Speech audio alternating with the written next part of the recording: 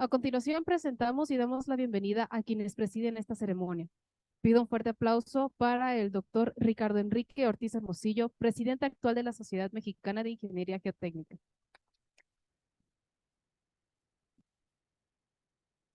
De igual manera, tenemos el gusto que nos acompañe la maestra Yoleida del Valle Suárez Arellano, coordinadora de capítulos estudiantiles de la Sociedad Mexicana de Ingeniería Geotécnica, para quien pido también un fuerte aplauso. Nos acompaña también la doctora María de la Luz Pérez Rea, secretaria académica de la Facultad de Ingeniería. Asimismo, nos acompaña el doctor Paul Gárnica Anguas, director general del Centro de Investigación y Desarrollo en Infraestructura.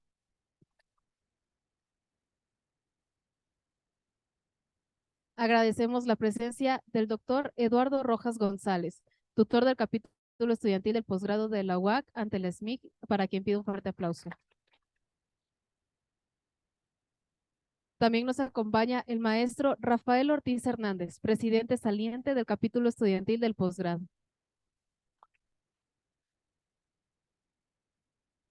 Y por último, pero no menos importante, nos acompaña la ingeniero Jimena Guadalupe Flores Escareño, presidente entrante del capítulo estudiantil de posgrado UAC ante el SMIC.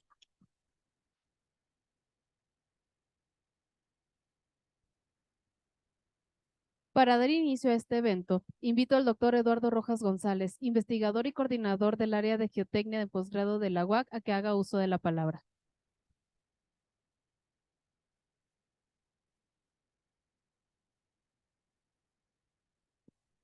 Muy buenos días a todos. Estamos aquí presentes para hacer el cambio de mesa directiva del capítulo estudiantil de la Sociedad Mexicana de Ingeniería Geotécnica, correspondiente al posgrado de la Universidad Autónoma de Querétaro. Quisiera primeramente agradecer a Jimena, a Diana y a Jordan el asumir el compromiso para relevar a Rafael Ortiz, quien ha cumplido durante 2 años ser el presidente de este capítulo estudiantil. La idea principal de este capítulo estudiantil es involucrar a los alumnos de maestría dentro de las actividades de la Sociedad Mexicana de Ingeniería Geotécnica. En especial, el próximo año, en el mes de septiembre, tenemos la Reunión Nacional de Mecánica de Suelos, en donde hay una sesión especial de suelos no saturados, en donde siempre la Universidad Autónoma de Querétaro ha sido un participante muy importante. Tenemos también la organización del Simposio Internacional de Suelos No Saturados, que queremos organizar para mayo, y entonces pues esta organización de estos eventos también va a recaer en parte sobre el capítulo estudiantil. Quiero agradecer también de una manera muy especial al doctor Paul Garnica por haber aceptado hacer esta presentación de su conferencia relativa al comportamiento de suelos compactados y el diseño de pavimentos.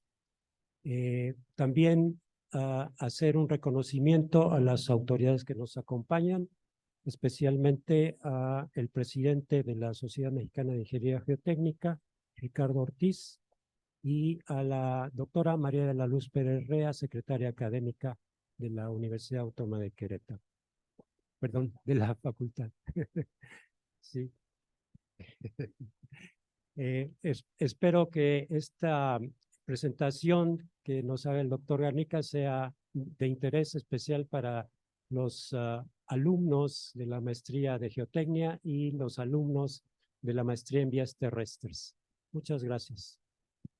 Agradecemos al doctor Eduardo Rojas González por sus palabras y a continuación invitamos al doctor Ricardo Enrique Ortiz Hermosillo, presidente actual de la Sociedad Mexicana de Ingeniería Geotécnica, a que haga uso de la palabra. Buenos días a todos. Me da mucho gusto estar aquí con ustedes.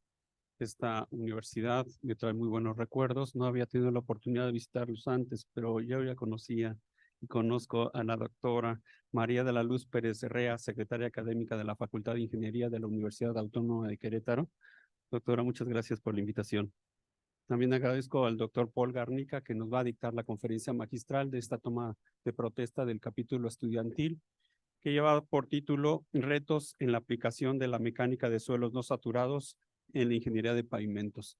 También quiero agradecer la participación del maestro Rafael Ortiz, presidente saliente de este capítulo estudiantil, y por supuesto al doctor Eduardo Rojas, que bueno, el doctor es nuestro presidente del Comité Técnico de Suelos No Saturados, y como lo acaba de indicar, están cordialmente invitados para que estén presentes en nuestra reunión nacional que se va a llevar a cabo del 4 al 7 de septiembre de 2024 en la Ciudad de México. Estoy seguro que va a ser de mucho interés para todos ustedes. Y también en la organización vamos a también a tener el Simposio Internacional de Suelos No Saturados, que en particular es un tema que es muy interesante.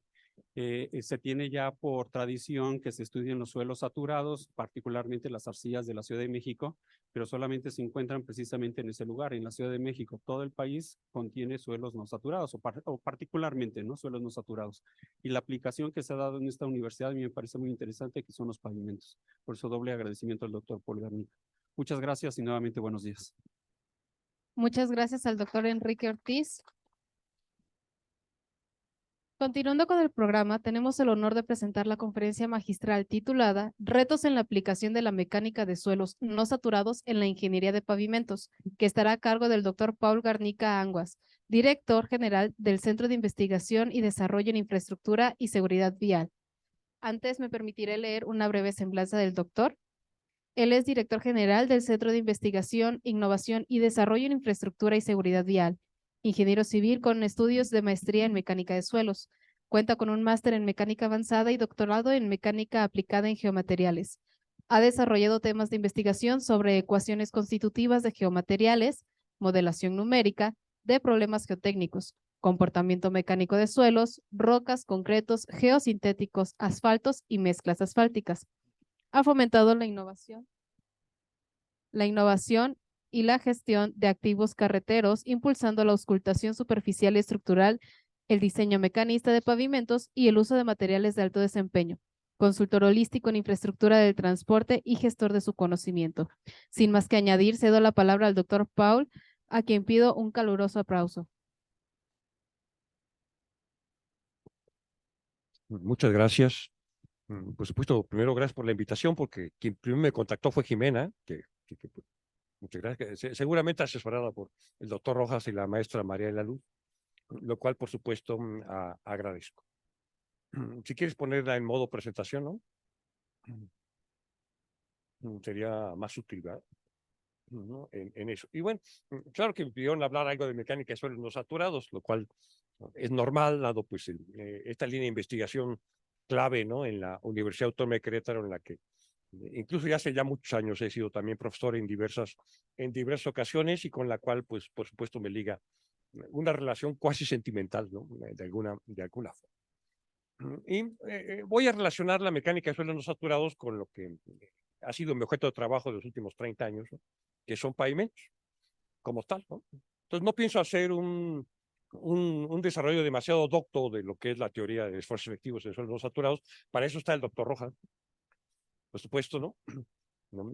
Y si no, vean la última conferencia de Alfonso Rico Rodríguez que él dio sobre la teoría que ellos estaban proponiendo para explicar el comportamiento de suelos compactados. Finalmente los pavimentos son suelos compactados, ¿no?, de todo tipo, ¿no? Pero sí hay puntos que me parece que son pendientes, y por eso el título, ¿no?, de retos, ¿no? Hay muchos retos, ¿no? De hecho, siempre hay muchos retos, y más cuando queremos llevar una teoría a ayudarnos a resolver, ni siquiera voy a decir resolver, ¿no?, ayudarnos a entender de mejor manera lo que pasa con nuestras estructuras de ingeniería civil. Me gusta mucho a mí recordar que finalmente en ingeniería lo que tratamos es resolver problemas, ¿no? No es la teoría per se, ¿no? No somos químicos, no somos físicos, no somos matemáticos. Sabemos un poquito de todo, ¿no? A veces uno se mete a saber más para ayudarnos a resolver un problema de ingeniería. En este caso va a ser la ingeniería de pavimentos, digamos, ¿no? Pavimentos, ¿no? Y para eso hay que entender su problemática, inmiscuirse un poco en lo que sucede, entender cómo se hacen las cosas, porque al final hay que dar una recomendación, un diseño, se debe construir, operar, más allá de que exista una teoría o no, eso tiene que estar operando. Y los pavimentos modernos, vamos a decir, pues ya estamos para un siglo. Los pavimentos modernos vienen con el desarrollo del automóvil, ¿no? Finalmente, si no ve automóviles, no ve carreteras. Si no ve carreteras, pues no teníamos pavimentos. Y eso data pues de inicios de 1900 con los primeros automóviles y de ahí para. Aunque estamos inspirados en los caminos antiguos de nuestros antecesores, por supuesto, principalmente los romanos, ¿no? Los romanos ya estructuraban, y aquí tengo, no sé si con esto puedo, sí, sí, ahí está. Aquí tengo una definición de pavimento que a mí me gusta porque yo la hice primero, ¿no? Estructura compleja. Lo complejo no es porque sea difícil, ¿no? Complejo en el sentido de la ciencia, que hay una interrelación de n factores, ¿no? Como en todos los problemas en realidad, porque cuando la pongo ahí digo, a ver, ¿qué es complejo? A ver, hasta le puse en el chat GPT, ¿no? No, pues sí, pues todo es complejo, ¿no? En realidad por la interrelación de n factores, ¿no? Constituida por una secuencia de capas de materiales seleccionados, eso es muy importante. Los romanos lo ven haciendo desde hace, bueno, lo hacían, ¿no? Ya no.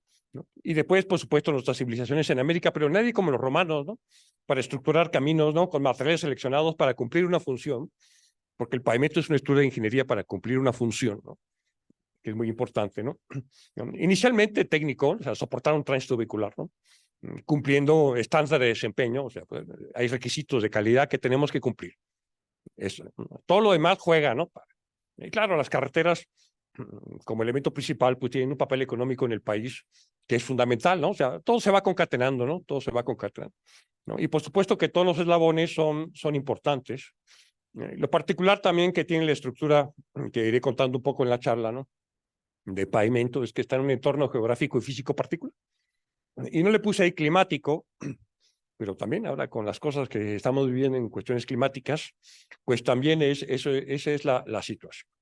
Y bueno, hay muchos factores de interés alrededor de un pavimento, por supuesto, ¿no? Cuando aprendamos a diseñar los primeros factores que le enseñamos a los alumnos, ¿no? No, pues está el tránsito vehicular, están los materiales, ¿no? Está el clima, ¿no? Y con esos tres tratamos de, pues, tomarlos en cuenta, meterlos a una cajita de cálculo, ¿no? De alguna manera.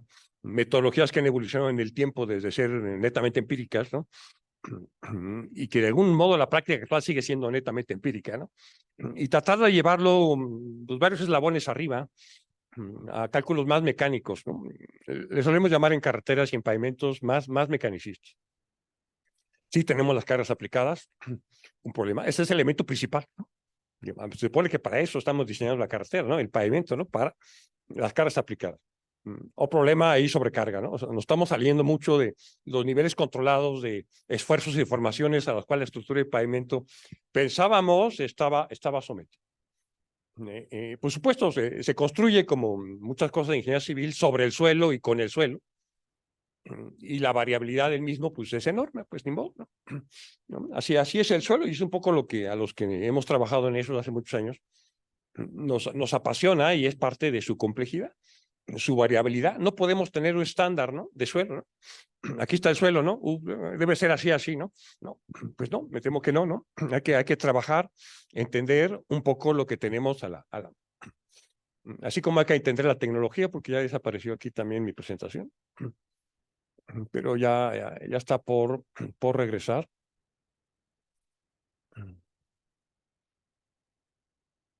Bueno, ahí está, ¿no? Tenemos consideraciones geotécnicas, mucho que ver con el terreno de desplante, porque si el terreno de desplante es expansivo, ya tenemos problemas de inicio. El pavimento es una secuencia de capas de materiales seleccionados que se apoya sobre el terreno, ¿no? Digamos. El pavimento es la estructura. Dentro del lenguaje normal decimos, ok, ¿no? La carpeta base, subbase, son estructura de pavimento. Todo eso va sobre todo lo demás, ¿no? Todo lo demás suelen ser capas compactadas de terracería y tarde o temprano llega al terreno natural, ¿no? Eso pues no hay forma de evitar. Por eso cuando pongo consideraciones geotécnicas estoy pensando en suelos expansivos, por ejemplo, o colapsables, ¿no? O blandos, básicamente. Porque eso va a afectar el pavimento, querámoslo o no, ¿no? Una de las condiciones importantes cuando estamos diseñando pavimentos es que lo geotécnico debe estar resuelto, ¿no? O sea, solemos dividir un poco la responsabilidad de las partes, ¿no? Sí, que yo llego y aplico mis teorías de suelos no saturados y cosas para los diseños mecanicistas de pavimentos, pero lo geotécnico, qué bueno que estamos dentro del ámbito de la ingeniería geotécnica, tiene que estar resuelto, ¿no? Tiene que estar resuelto, ¿no? O sea, no hay forma, ¿no? ¿no? Y si no, piensen en la carretera de Puerto La Piedad, que tiene suelos expansivos, ¿no? Y que vamos brincando, ¿no? ¿No? O que piensen en el circuito mexiquense, el aeropuerto, que vamos brincando por suelos blandos, ¿no? Los dos son afectaciones notables, ¿no? Sobre una vialidad, y que la solución, pues, ahí sufrimos, ¿no? Está lejos de estar definido. Si lo geotécnico no está definido, no vamos a poder hacer un buen trabajo, ¿no? A nivel del pavimento. Ahí hay un punto importante que siempre nos persigue un poco en lo que estamos haciendo. Más factores de interés, pues los materiales, ¿no? Por supuesto que son parte de la estructura de pavimento. Las mezclas asfálticas o concretos hidráulicos son materiales complejos, ¿no? Con su propia teoría de comportamiento que hay que entender. Las bases granulares estabilizadas con asfalto, con cemento, ¿no? Subbases granulares, suelos compactados, o sea, una gama de materiales que interaccionan entre sí. Otro factor de interés importante, pues, es justamente la interacción entre capas. Modelación, ¿no? Ahí empezamos a meter la modelación. Cuando el ingeniero trata de resolver el problema, toma, pues, las teorías que conoce, ¿no? Digamos, ¿no? Finalmente vamos aprendiendo cosas, ¿no? Muchas en la escuela, ¿no? Pues estamos en la escuela, ¿no? En la universidad, en posgrado, y nos enseñan, esto me sirve. Finalmente hay mucho grado de empirismo también, ¿no? Y aparecen los ábacos, las correlaciones, ¿no? Las sugerencias, ¿no? Las experiencias previas, ¿no? O sea, empezamos a tomar, ¿no? La aderezamos un poco con juicio profesional y sentido común, ¿no? Juicio profesional, pues no me gusta, si me gusta, ¿no? Lo ajusto, ¿no? Le agregamos la normatividad, lo especificamos y se construye, ¿no? Hay toda una secuencia de cosas que debemos tener en cuenta. Y está el clima, ¿no?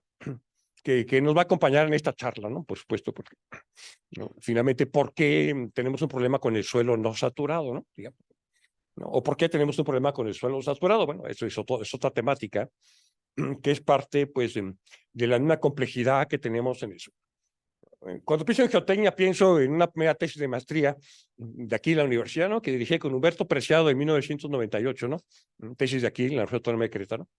Humberto Preciado se fue a hacer el doctorado a Estados Unidos, ¿no? A Canadá. Allá se quedó, se casó, y es un ingeniero geotécnico destacado, ¿no? En temas ambientales, ¿no? Y trabaja mucho con presas de jales. Luego anda por aquí dando asesorías.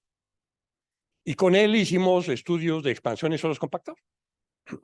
Entonces, sí, por supuesto que el suelo compactado se expande, porque además todo suelo fino se expande. Como solía decir el maestro Alfonso Rico Rodríguez, no es que no haya suelos expansivos y no expansivos, todos los suelos finos se expanden, ¿no? Unos más, unos menos, pero todos acaban por expandir. Los suelos compactados, que nos interesan porque son parte de la estructura de pavimentos, también se expanden, más o menos según el tipo de suelo, por supuesto, pero depende, y esto es muy importante, de las condiciones de compactación. Cuando hablamos de suelo compactado con respecto a un material que nosotros formamos, ¿no? Porque agarramos un material, ¿no? Lo mezclamos con agua en una cierta relación, que solemos expresar por la curva de compactación del laboratorio, ¿no? ¿Te refieres? Que además se obtiene con respecto a una energía de compactación. ¿No? Y dependiendo de dónde estemos, la expansión cambia, ¿no? Y su hermanita, que es la presión de expansión también. ¿No? Eso lo sabemos desde siempre, ¿no? Por eso siempre las recomendaciones de calidad de materiales que usamos para carreteras tratan de minimizar el problema, ¿no? Oye, el límite de líquidos, pues menores de 40% en materiales de terracería y subrasante. Admitimos prácticamente todos los suelos finos de la clasificación SUX menos los Hs, ¿no? Digamos, ¿no? CHs y MHs no, pero todo lo demás sí, ¿no? Es un mundo demasiado amplio, ¿no? Para poder usar en carreteras. Y eso crea cambios volumétricos que son importantes. Bueno, sí, es desde lejos, ¿no? Ya tenemos esa comprensión. Ahora, por supuesto, el suelo compactado es un suelo no saturado. Ya comentaba yo de la conferencia magistral de Alfonso Rico, del doctor Rojas, que los invito a ver. Sí, es un suelo no saturado. Y de hecho siempre, aunque se intente saturar, siempre queda una parte de aire ahí metida, ¿no? Digamos, ¿no? Y por lo tanto tiene sólidos, aire, agua, ¿no? Y en la interfaz agua-aire pasan los fenómenos que, bueno, estudiamos un poco en el asunto relacionados con la succión, ¿no? O sea, pues hay succión, ¿no? Hay fenómenos capilares, hay una interacción curiosa, ¿no? Hay, como dicen algunos, la membrana contráctil, ¿no? De interfaz aire-agua, ¿no? O sea, algo pasa ahí que, pues, generan fenómenos que usualmente juegan a favor, ¿no? Digamos. Porque sí, esta succión, la mayor succión, pues tenemos mayor esfuerzo efectivo en los contactos de partículas. ¿no? Y eso pues es bueno para la propiedad, ¿no?, del material, a menos que se pierda, ¿no? Y realmente ahí está el problema, ¿no? Si las propiedades fueran permanentes, pues no me preocuparía en el asunto, pero no lo son, ¿no? No lo son porque dependen de las condiciones de compactación y depende de cómo evoluciona la cantidad de agua que está presente en el suelo, ¿no? Realmente ahí está la gran problemática de pavimentos, ¿ok? Tengo mi propiedad, ¿cómo la puedo realmente caracterizar y entender con respecto al movimiento que va a tener en el tiempo debido a su interacción con el clima, principalmente, ¿no? Y con otros factores. ¿Cuánta agua hay en el suelo? Bueno, pues podemos hablar de contenido de agua en cosas gravimétricas, ¿no? En mecánica sólidos no saturados se gusta agregar mucho el contenido de agua volumétrico, ¿no? También, ¿no? Que es más interesante, ¿no?, de utilizar, ¿no? O hablamos de grado de saturación, o hablamos de porosidad, o quizás menos, ¿no?, de porosidad, ¿no? Hay una relación entre porosidad y el contenido de agua volumétrico, ¿no? De hecho, cuando el suelo está saturado, son iguales, ¿no?, numéricamente, ¿no? Son iguales, ¿no? Eso es algo muy interesante, ¿no?, en la relación, ¿no? Y bueno, como hay fenómenos de interacción en esa interfaz agua-aire, pues entonces tendríamos que empezar a recurrir a formas de tratar de estimar o no estimar los suelos, los esfuerzos efectivos. Aquí es donde no voy a profundizar demasiado, todo lo que el doctor Rojas ha hecho, que debemos estudiar más, incluyéndome a mí. Pues sí, en suelos saturados, digamos que está claro, en suelos no saturados es una ecuación clásica, ¿no?, que parece ser útil, ¿no?, y parece ser la buena, ¿no?, entre comillas, pero bueno, ¿no? Sí, la succión aumenta, sube, ¿no? O sea, se ha vuelto una propiedad fundamental, y de hecho no sé si llamarlo propiedad, ¿no?, o una variable, ¿no?, de estado importante, ¿no? Luego solemos hablar de la succión, porque si cambia la humedad, cambia la saturación, por lo tanto cambia la succión, cambian las propiedades, ¿no? Entonces empieza a pensar, ¿la succión es una propiedad o es finalmente una variable de estado? Rigurosamente es una variable de estado, ¿no? Por supuesto, pero solemos manejarlo mucho como propiedad. Y sobre todo porque la propiedad fundamental de suelos no saturados es la curva característica. O sea, esa relación que existe entre el grado de saturación y succión se ha vuelto, es así, una propiedad, ¿no? No una variable de estado, ¿no? Una propiedad, ¿no? Entonces resulta que ahora, así como en suelos no saturados, suelos saturados tengo que conocer pues la compresibilidad, por ejemplo, las curvas de compresibilidad en un odómetro saturado. En suelos saturados es obligatorio que esta relación sea conocida de algún modo, ¿no? En eje vertical está el contenido de agua volumétrico, que por la relación que tiene con porosidad, el valor máximo que puede tomar es 0,5, ¿no?, en un suelo saturado, por eso siempre van de 0 a 0,5, ¿no?, cuando coloco en el eje vertical el contenido de agua volumétrico, ¿no? Y en el eje horizontal está la succión. Y hay esa relación que tiene esa forma de S, ¿no? Es una cosa que se puede obtener en el laboratorio, ¿no? Hay métodos ya donde me permiten obtener, quizás no tan comunes, ahí hay una cosa que todavía tenemos que paliar, ¿no? Quizás no tan parte de la formación del ingeniero civil en licenciatura, ¿no? Pero si casi todos los suelos son no saturados, como que hay una deficiencia, ¿no? Aquí hay mucho trabajo por hacer. Acá partimos del suelo saturado, ¿no? Queremos extraerlo, queremos que el agua se mueva y le cuesta trabajo, por eso hay una primera planicie y que cuesta trabajo que el agua salga, ¿no? La forma de trabajar mucho es, lo suelo hacer la analogía con una olla express, ¿no? Finalmente metemos un suelo saturado ahí, le metemos presión y queremos que el agua salga, ¿no? La presión que uno mete, bueno, puede ser equivalente a la succión, es un poco lo que uno hace, ¿no? Y queremos que salga y al principio le cuesta trabajo, hasta que llega un punto en el cual, boom, como que se empieza a salir y después ya lo último, cuando queda poca agua, pues le empieza a salir trabajo, ¿no? Le empieza a costar trabajo. Toda esa relación es la curva característica del suelo. Este esquemita así tan bonito lo tomé de una tesis de Polano en 2013, ¿no? También aquí de la maestría en mecánica de suelos de la Universidad Autónoma de Querétaro. Entonces, esta es la propiedad, ¿no?, en suelos no saturados.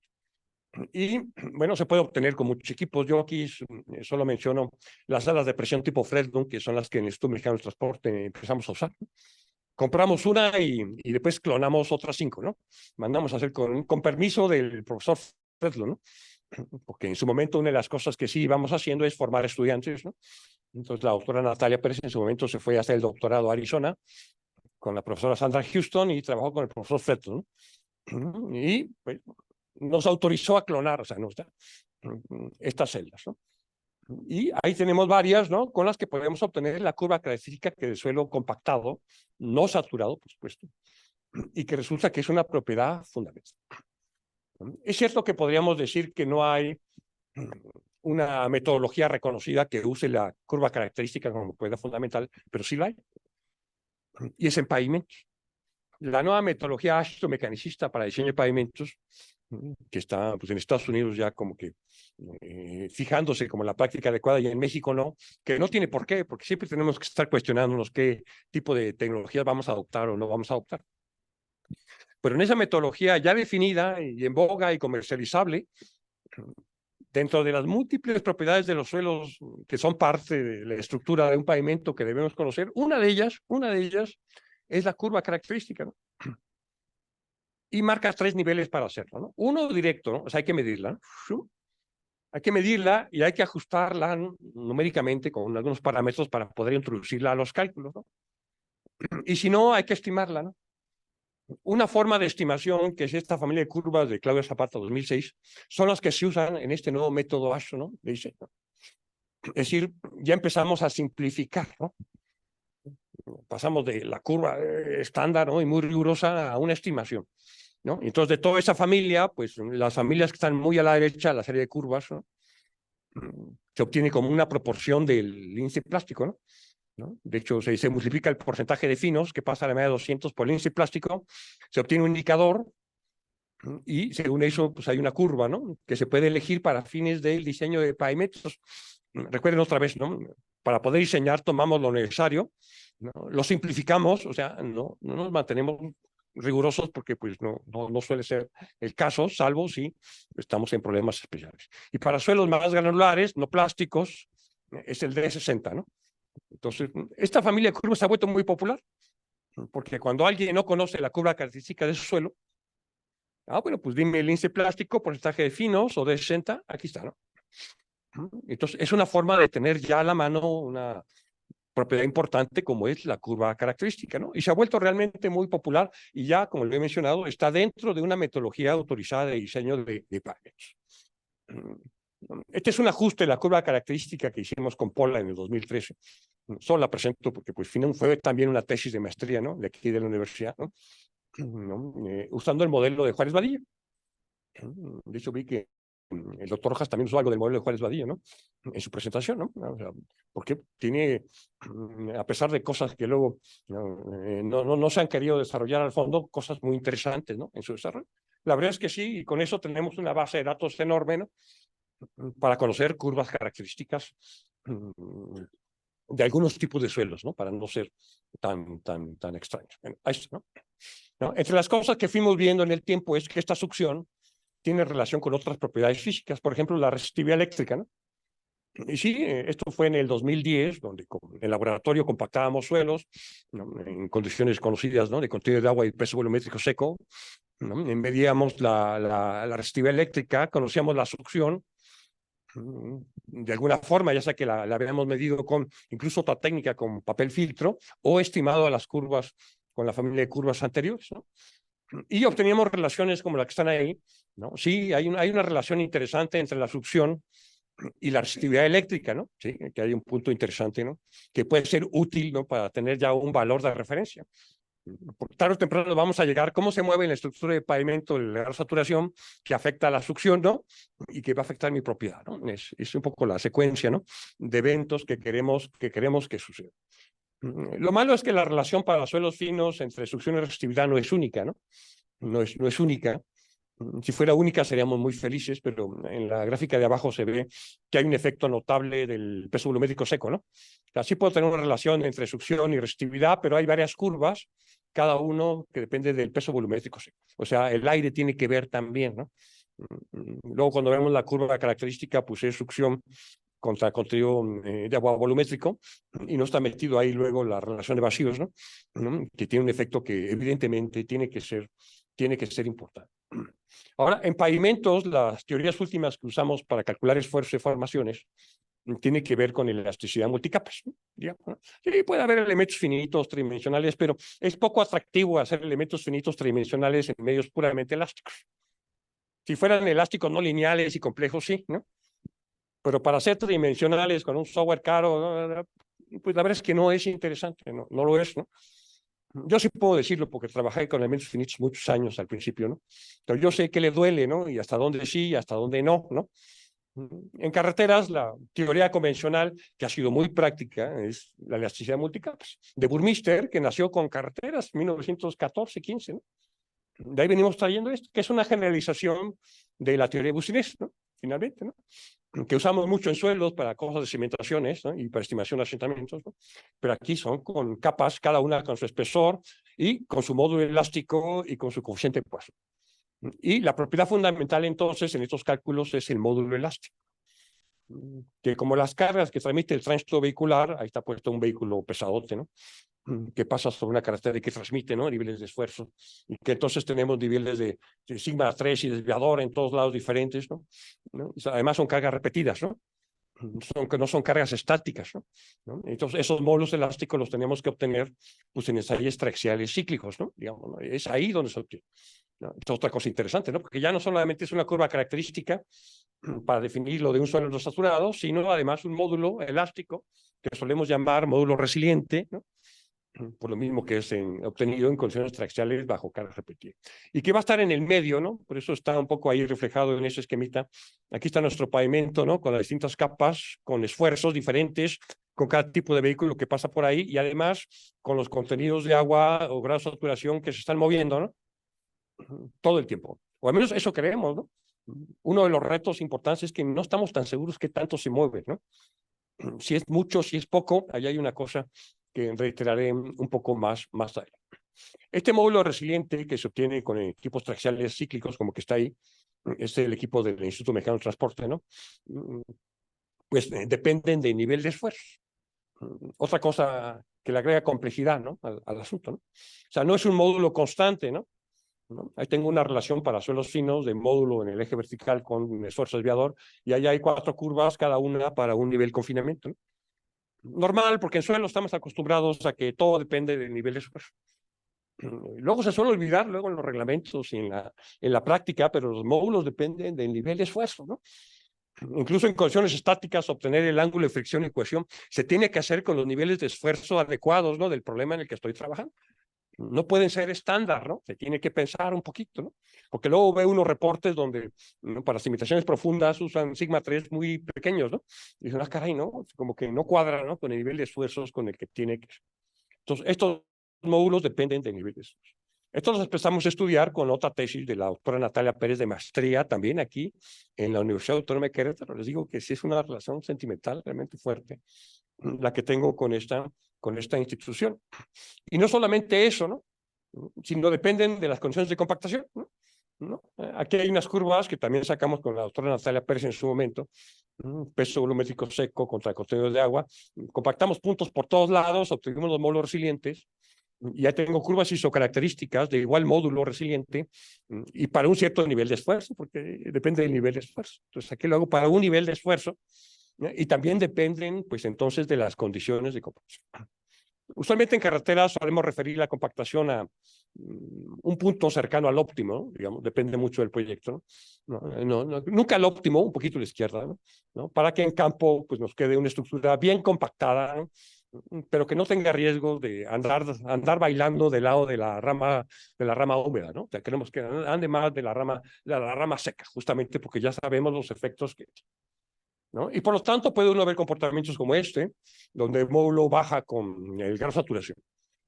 Y ahí usted grado de saturación, ¿no? O sea, hay una dependencia notable del grado de saturación, ¿no? Que puede estar cambiando si este se mueve, ¿no? Que pues, queremos pensar que se mueve, y que yo hubiera podido trazar este gráfico por inducción, haciendo uso, por ejemplo, de la familia de curvas de Claudia Zapata, ¿no? También, ¿no? Que por ahí creo que en algún artículo, en alguna reunión nacional de mecánica de suelos lo coloca.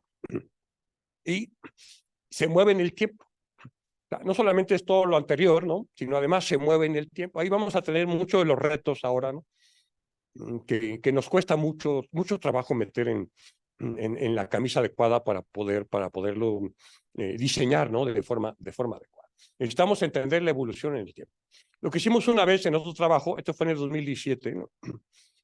Cuyos resultados después presentamos en un Panamericano, un SAT, ¿no? Del 2017, ¿no? Lo que hicimos es, a partir de una condición óptima, digamos, de un suelo compactado, donde conocemos el módulo resiliente, empezamos a secar especímenes, empezamos a humedecer especímenes, ¿no? O hacer al menos un ciclo, ¿no? Entonces teníamos el suelo con respecto a este gráfico, que es peso volumétrico contenido de agua. Aquí está nuestra curva de compactación de referencia. Aquí compactábamos un suelo, lo dejábamos secar, ¿no? Entonces subía por acá, porque además cambia el peso volumétrico, ¿no? Pues te digo que hay cambios volumétricos, ¿no? En los suelos cuando los secas o los humedeces, ¿no? Y después lo regresábamos al óptimo y en otro caso compactábamos en el óptimo, humedecíamos y luego nos regresábamos, ¿no? Porque teníamos la idea, yo la sigo teniendo, que pues, conviene tener en cada suelo cuáles son los rangos posibles de cambios, ¿no? De la propiedad que nos interesa, ¿no? Para poder delimitar, porque si eso lo logro hacer y logro delimitar los cambios posibles, pues entonces puedo trabajar como una variable aleatoria, ¿no? Y entonces puedo hablar de valores medios y de coeficientes de variación, ¿no? Y entonces ya se vuelve algo que se puede manejar, ¿no? En algún procedimiento de ingeniería. Por ejemplo, ¿no? Aquí tengo una trayectoria de secado-humedecimiento, es decir, en un suelo a partir del óptimo, lo secábamos, que aquí está, ¿no? Esta mera gráfica, ¿no? Están las curvas dependientes del nivel de esfuerzo, ¿no? Por eso hay varias curvas, ¿no? Las que están en negro continuo son las originales, ¿no? Digamos que las que creemos que el suelo va a tener toda la vida, que no lo va a tener porque se mueve el contenido de agua, ¿no? Entonces, cuando se seca, se mueven a las líneas punteadas, ¿no? Digamos que sí, hay un aumento, ¿no? Importante de los valores de módulos, y de hecho se separan las curvas, ¿no? Se empieza a aparecer un efecto del esfuerzo efectivo, del esfuerzo de confinamiento, que no lo teníamos en la condición óptima, y cuando a partir del punto que ya habíamos secado, volvemos a humedecer para regresarnos al óptimo, aquí está, ¿no? Pues entonces tenemos esta otra familia de curvas, entonces tenemos otros módulos resilientes que no coinciden y no tiene por qué coincidir, porque una de las cuestiones que tiene la curva característica es que hay histéresis, ¿no? Voy y vengo, seco y humedezco y seco, ¿no? Y cada vez no regresa al mismo camino, ¿no? O sea, el mundo ya cambió, ¿no? Son metaversos, ¿no? Ya todo cambió, ¿no? O sea, no sabemos realmente en dónde estamos, ¿no? Y si me refiero a humedecimiento secado también, ¿no? Aquí partimos del óptimo, ¿no? Humedecimos, aquí están las curvas de módulo originales, ¿no? Aquí se bajan mucho porque la disminución puede ser importante, ¿no? Del módulo resiliente, ¿no? El módulo es tan importante que es la propiedad clave en diseño de pavimentos, ¿no? Si los módulos son altos, buenas noticias; si los módulos son bajos, malas noticias, digamos, por la estructura. Sobre todo porque los cálculos de teoría de electricidad multicapas pues, tienen que ver con deformaciones unitarias, de tensión, de compresión, para poder estimar lo que va a pasar a nivel de lo que observamos en la carretera, ¿no? Agrietamientos y deformaciones, ¿no? Bueno, y si hay cambios de esto y los módulos bajan o suben, bajan, suben, bajan, son malas noticias, ¿no? Para la estructura de PAE. Eso en su momento nos llevó a decir, pues tienes 4 paradigmas desde el punto de vista del diseño de PAE. Uno, pues mira, tómate el valor de módulo resiliente más desfavorable. Se acabó el problema. La guía Ashton 93, que todavía se usa mucho en México, así trabaja, ¿no? Usa el módulo más desfavorable, con el nivel de esfuerzos más desfavorable, saturado, y ya. Y de hecho hasta tiene una correlación muy famosa con el CBR, ¿no? Muy famosa y muy peligrosa porque no es verdad, pero todo el mundo la quiere usar porque cuando no hay algo usan lo más fácil, ¿no? Como con las correlaciones de SPT, ¿no? Todo el mundo cree que con operación estándar se puede obtener el coeficiente de compresibilidad del suelo, ¿no? Los que han hecho ensayos de consolidación dicen, tanto esfuerzo, ¿no? Para hacer un ensayo de consolidación para que me salgan con que multiplico el SPT por 5 y le quito el número que pensé y ya tengo, no, pues eso no puede ser. Eso no puede ser. Entonces, este es un esquema de ingeniería que es válido porque en muchos procedimientos así lo acompaña, ¿no? Quiero ser conservador, aquí está. O me puedo ir del otro extremo, no quiero predecir la evolución, digamos, en 20 años de los contenidos de agua de grado de saturación en cada capa, ¿no? O sea, para poder mapearlo, ¿no? Y ver cómo cambia la succión y cómo cambia el módulo resiliente. E incluso esto cada día, y la nueva guía mecanicística esto lo hace cada 8 minutos. Es numérico, ¿eh? Pero numéricamente cada 8 minutos está actualizando los valores de módulo resiliente porque según está actualizando el clima, o sea, el grado de saturación en cada. caray, ¿no? Pues, es una forma de hacerlo. Tercer paradigma, que a priori yo me iría por el tercer paradigma, y así lo hemos trabajado nosotros con las metodologías de diseño que en el IMT en su momento hemos propuesto, ¿no? Pues mejor tomarlos como función de probabilidad, ¿no?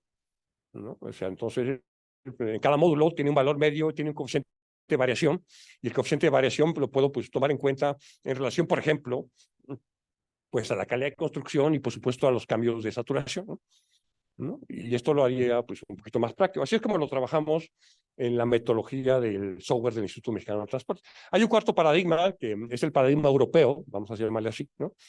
Pues mira, si el problema es que los módulos cambian porque cambia la humedad, pues que no cambien, vamos a estabilizar los materiales, ¿no? Con cemento, con asfalto, con cal, al menos si no para desaparecer, controlar, meter en orden un poco al material. Y la verdad es que esta es la tendencia mundial, ¿no? Estabilizar material. Uno le pregunta a un europeo, dame una estructura de pavimento clásica y todo estabilizado, ¿no? Capa de asfáltico con polímero, base con cemento o con asfalto, ¿no? Su base no hay, ¿no? Subrasantes con cal o con cemento. O sea, todo está estabilizado. Lo cual tiene su razón de ser, porque si yo quiero que a 20 años, además, sea resistente a las cargas del tránsito súper pesado, a lo que está sucediendo con cambios climáticos, bueno, pues la verdad que la respuesta es estabilizado, ¿no? Esa es otra forma, ¿no? En México convivimos, de hecho, con los cuatro paradigmas, ¿no? O sea, todavía hay diseños que son muy conservadores y toman el valor más desfavorables. Por ahí hay quien está usando la nueva guía mecanicista ASHO, ¿no? Sobre todo Cemex, ¿no? De hecho, es el único que conozco que lo está usando, porque es carísima, ¿no? Nosotros hemos acompañado el desarrollo de esa guía desde que empezó. Invitábamos a los americanos de la Federal Highway, venían, nos daban cursos, hasta que terminaron y la venden, ¿no? $9,000 una licencia anual para un usuario, ¿no? O sea, 180,000 pesos para uno, ¿no? Entonces, de vez en cuando, pues, uno que otro proyecto, ya ven que uno trabaja por proyectos, pues si nos pagan la licencia, pues trabajamos, ¿no? Entonces la hemos aprendido a usar, ¿no? La hemos seguido y bueno, ahorita no. Si alguien me la quiere pagar, pues con mucho gusto. Están invitados a hacerme un buen regalo de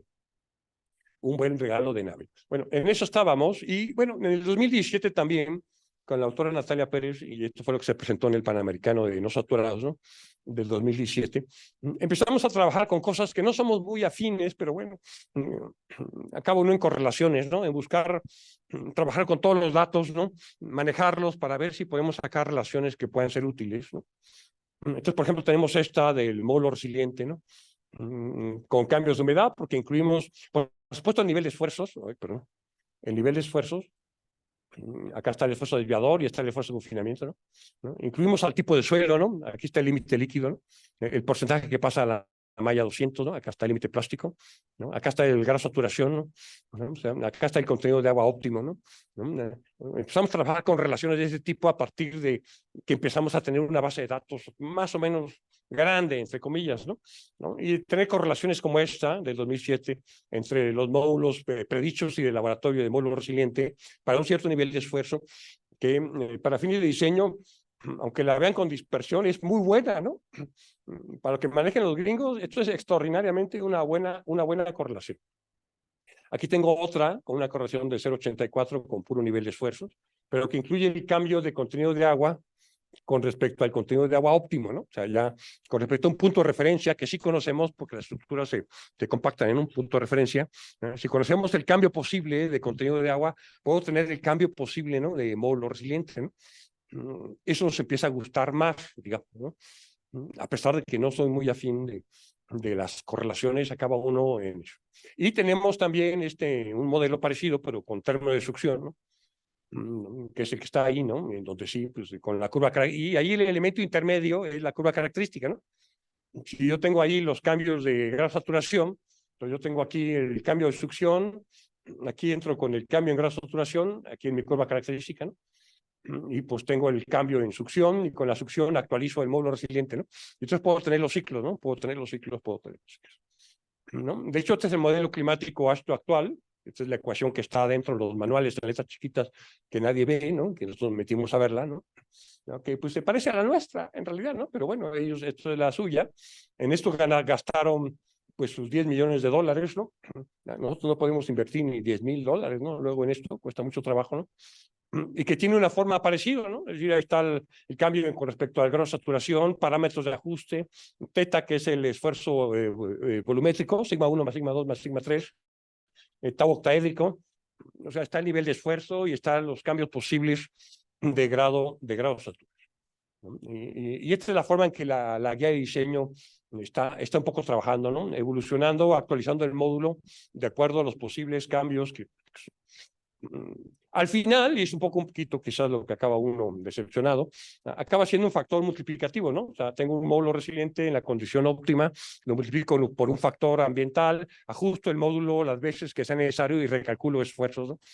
Y deformaciones, ¿no? Digo un poco decepcionante porque, pues, así como que muy esfuerzo efectivo, no, pues no quedó aquí, ¿no? Es un factor finalmente empírico, ¿no? Multiplicativo, pero que resuelve el problema, ¿no?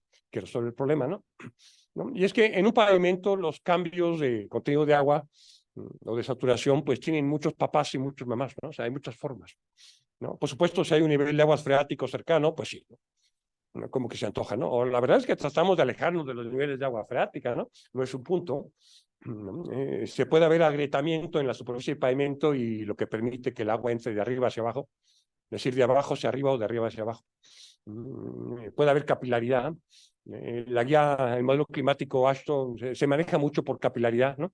Los posibles cambios de abajo hacia arriba, un poquito los pequeños cambios que puede haber de arriba hacia abajo, porque la tendencia actual es que la capa de asfalto modificada con polímero pues no permite el agua, ¿no? O sea, una propiedad fundamental de la carpeta asfáltica es que es impermeable, ¿no? Eso, y debe tener las intervenciones de mantenimiento necesarias para que eso se mantenga así. Si eso lo hacemos así, tenemos todavía el problema del agua que puede llegar de las partes laterales, ¿no? Eso no está incluido y no puede estar incluido porque los diseños de pavimentos como tal no toman en cuenta a los cortes, ¿no? O a los terraplenes, ¿no?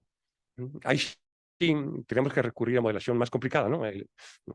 Más adecuada con elementos finitos, ¿no? Sí, para meter un poco todo, ¿no? En un mismo saco y para fines de investigación, porque va a ser muy difícil meterlo eso para fines de diseño de todos los días. Una ocasión, en el 2010, lo que hicimos es agarramos un equipo que mide resistividad eléctrica, que es el OnMapper, ¿no? Que es el que viene ahí en esa carretera. Tiene un emisor y un receptor de corriente eléctrica, ¿no? Finalmente es corriente eléctrica, ¿no? Entonces el equipo mide la resistencia, ¿no? Al paso de la corriente. Según la separación entre el emisor y el receptor, puede uno llegar más profundo, ¿no? De tal forma que después de varias pasadas, ampliando pues las distancias, ¿no? Entre el emisor y el receptor, puedo graficar pues esos contornos de isovalores de resistividad eléctrica, ¿no? Y entonces puedo detectar lo que solemos llamar con esas técnicas anomalías geotécnicas, ¿no? Donde hay mucha agua se ve muy claro. Donde no hay agua y hay mucho aire se ve muy claro porque la resistividad tiene puntos muy específicos ahí. En casos intermedios es muy difícil porque el suelo se mueve en rangos de resistividad que cuesta mucho trabajo distinguir, ¿no? Pero si yo conozco esta foto y mido en varias épocas del año, entonces puedo empezar a tener una idea de lo que pasa en el tiempo, ¿no? Lo que hicimos en ese año en particular fue que en varios tramos, ¿no? Que eran tramos además de una cierta estructura de pavimento particular, alrededor del instituto, ¿no? Entonces eran carreteras de segundo orden, ¿no? No tenía sistema de drenaje, o sea, el agua sí podía entrar, ¿no? Digamos, fácilmente, ¿no? Y entonces mapeamos en diferentes épocas del año con el OnMapper, ¿no? Y obtuvimos los perfiles de resistividad, ¿no? Que aquí está en forma gráfica, ¿no? Entonces, según el mes del año, sí había cambios notables de humedad, ¿no? Y por lo tanto podemos pensar de gran saturación y de succión, ¿no? En el suelo bajo un pipe. Y también lo hicimos alguna vez en el 2010 sobre un pavimento de concreto, sobre el libramiento nororiente de Querétaro, ¿no? Que tenía problemas de apoyo, la losa tenía problemas de apoyo, mucho debido a pérdida de contacto con el material, porque hay erosión, y se puede detectar bien con los valores de resistividad, digamos, ¿no? Entonces son cosas que... Y todo eso para tratar de responder a la pregunta, ¿qué tanto realmente está variando el contenido de humedad o la saturación debajo de un pavimento para que valga la pena estarse desgarrando las vestiduras con el uso de mecánica de suelo no saturado, ¿no? El modelo climático actual de AASHTO pues, trabaja con elasticidad multicapas, necesita el módulo resiliente que depende del nivel de esfuerzos y la saturación de la succión, y aquí tenemos todavía un reto muy difícil, ¿no? Y la succión a nivel regional, ¿no? A nivel más amplio, a otra escala, pues ¿cómo le hago, no? Y hay, por ejemplo, esfuerzos de relación entre índices climáticos, ¿no? Como el índice de Torway, ¿no? El índice de Torway, que aquí está la ecuación, relaciona un poco la precipitación y la evapotranspiración registrada en una región, ¿no? En una estación climática en particular. Y aquí hay mucho que hacer muy interesante, ¿no? Con climas nacionales, ¿no? Hay que empezar a ver cómo están variando realmente los índices climáticos, relacionarlos con tipos de suelos, ¿no? En Estados Unidos lo hicieron y tampoco fue tan intensivo, ¿no? Relacionaron con pues, algunos cienes de sitios, ¿no? Donde midieron la succión, ¿no? Digamos, ¿no? Y relacionaron y obtuvieron una correlación con el índice de Tom-White, ¿no? Porque si yo entro al diseño del pavimento y tal como está concebido, le pongo en dónde estoy, va y busca la estación climática más cercana, ¿no? Toma la precipitación promedio, la evapotranspiración, saca un índice climático, ¿no? Y con eso determina un poco cuál sería la succión inicial de equilibrio de la región, ¿no? Para a partir de ahí empezar a hacer pues, los cálculos a futuro de lo que puede pasar. Problema, necesitamos estaciones climáticas. Estaciones climáticas que registren no solamente diarios, sino a cada hora, con registros horarios de algunas variaciones, ¿no? Para diseño de pavimentos, estos nuevos modelos climáticos toman en cuenta muchos cambios, por ejemplo, el número de días soleados, la radiación solar, la temperatura, la velocidad del viento, longitud, latitud, porque la mezcla asfáltica es muy sensible a los cambios de temperatura. O sea, también necesitamos cambios climáticos para eso, ¿no? Y para el suelo, pues necesitamos humedad, precipitación mensual y cada hora. Y en México solo hay 15 estaciones climáticas con registros horarios, ¿no? De información. Todo lo demás es, si bien nos va a cada día, sino mensual, ¿no? Y bueno, ¿no? O sea, tenemos quizás no la calidad de información climática que quisiéramos para poder pretender sacarle jugo, ¿no? A los cambios de contenido de agua como quisiéramos, pero sin embargo, digamos, se vende a la guía, ¿verdad? O sea, está en funcionamiento esta guía de diseño. Y como ejemplo, y eso lo pensaba cuando preparaba la presentación, en asfaltos, por ejemplo, en asfaltos hubo un cambio de paradigma con respecto a la definición del tipo de asfalto que tengo que usar, ¿no? Y que depende de la temperatura máxima y mínima del lugar. Yo lo pensaba porque dije, bueno, en suelos, pues si hacemos una liga un poco ahí con el índice Torway, ¿no? Y qué tan húmedo, qué tan seco, ¿no? O sea, en vez de hablar de frío o caliente, aquí hablo de húmedo seco, ¿no? Para poder relacionar. Y entonces apareció una clasificación de asfaltos que en México se usa ya por grado de desempeño, que es el grado PG. Entonces, el primer número es temperatura máxima promedio en 7 días y el número negativo es temperatura mínima del día más frío del año esperado en el punto de diseño, ¿no? Y con eso yo puedo decir, aquí yo requiero un asfalto que es grado PG, como el que está ahí, ¿no? 64 menos 22. Puede haber PG 70 menos 16, hay varios grados, ¿no? Que dependen de estos dos números. Y con eso yo voy al laboratorio, claro que, ¿no? Tengo que hacer una serie de pruebas de radiología avanzadas para decir mi asfalto cumple o no cumple, ¿no? Si no cumple, pues le pongo polímeros o le pongo lo que quiera, ¿no? Que es un poco como la industria del asfalto está modificándose, ¿no? Y entonces yo me decía, bueno, y si usáramos el índice Tom-White, ¿no? Capaz que podríamos tender a, si no decir aquí necesitamos un suelo que sea exactamente un grado PG, ¿no? Tal y tal, ¿no? Sí tener una forma de clasificar al suelo en función de su posible variación climática, ¿no? Este es un reto que está pendiente, ¿no? Y puede ser un bonito tema de trabajo, ¿no? De andar buscando los datos climáticos en México, ¿no? Y de poder trabajar. Ahora, hay información disponible. El portal del instituto tiene este sistema de información climática pensado en diseño de carreteras, ¿no? Donde viene precipitación, vienen las estaciones climáticas disponibles, viene la evapotranspiración, se pueden ver y bajar los datos en Excel, ¿no? De los datos climáticos, ¿no? También tienen los escenarios climáticos previsibles a 30, 40, 50 años en el país, ¿no? O sea, así podemos empezar a trabajar un poquito hacia el futuro, ¿no? Lo que estamos esperando un poco la expectativa de cambio climático en el país, ¿no? Porque de eso va a depender mucho también luego los cambios. O sea, me estoy bajando de nivel, ¿no? Entonces, ¿cómo voy a estar yo trabajando a nivel espécimen de suelo muy profundo si arriba estoy completamente perdido, ¿no? Sin el control. Allá hay mucho que hacer. Este es un ejemplo de diseño con esta nueva metodología, ¿no? Que digo, ¿no? Como yo lo llegué a usar, llegué a hacer corridas, ¿no? Entonces dije, pues mira, ¿no? Entonces ya de entrada uno cuando está haciendo un diseño, pues uno dice, ¿qué estación climática? ¿En dónde estás? En Arizona. Tu latitud, longitud, aquí. ¿no? Y esto ya me despliega aquí, pues en el menú, mi estación climática, acá está diciendo, y me despliega la información existente de cambio de variables climáticas, por ejemplo, la temperatura mensual, la precipitación, el número de días soleados, ¿no? O sea, tengo la información climática necesaria para diseño, ¿no? De pavimentos en el punto de proyecto, en el punto de proyecto. Y luego, a partir de eso, y todo esto lo arroja el reporte de resultados, ¿no? De la guía, me da los cambios de módulo dinámico de la mezcla asfáltica, ¿no? Que va cambiando porque las temperaturas suben, bajan, suben, bajan, suben, bajan, todos los días, ¿no? Suben, bajan, suben, bajan, ¿no? Y llega primavera, verano, otoño, entonces cambia, ¿no? Pues ahí están las estimaciones, y estos son 20 años de cambio, ¿no?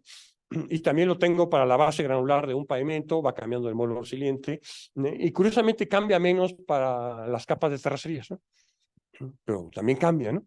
¿No? O sea, hace una expectativa de cambios a futuro de los módulos resilientes para llegar entonces a la respuesta final, que es otro tema, ¿no?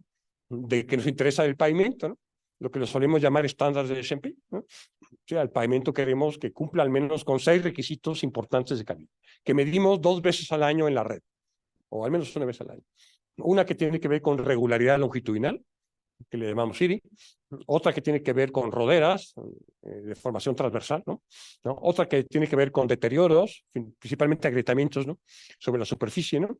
Otro que tiene que ver con capacidad estructural, que medimos con deflectómetro de impacto, ¿no? Digamos, ¿no? Para retrocalcular módulos. Y luego hay 2 características más superficiales, fricción y macrotextura, que no dependen de la estructura de pavimento, porque son 2 parámetros clave en la seguridad vial, ¿no? Que le pedimos a una carretera, ¿no? Entonces, al final lo que uno quiere es, con el cambio climático, con las variables climáticas, estimar módulos resilientes para llegar, ¿qué le va a pasar a mi pavimento ya en operación, ¿no? Ya en la realidad, ¿qué le va a pasar a mi pavimento, ¿no? O sea, realmente no me importa la succión, me importa lo que yo mido. Bueno, fíjese que tenemos bases de datos, al menos desde el 2012, muy completos. Quizás podríamos hacer un camino al revés, ¿no?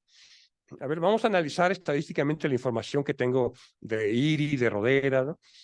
Y ver realmente en qué secciones de pavimentos estamos observando cambios que podamos asociar a los cambios de módulo resiliente y realmente a los cambios de saturación, ¿no?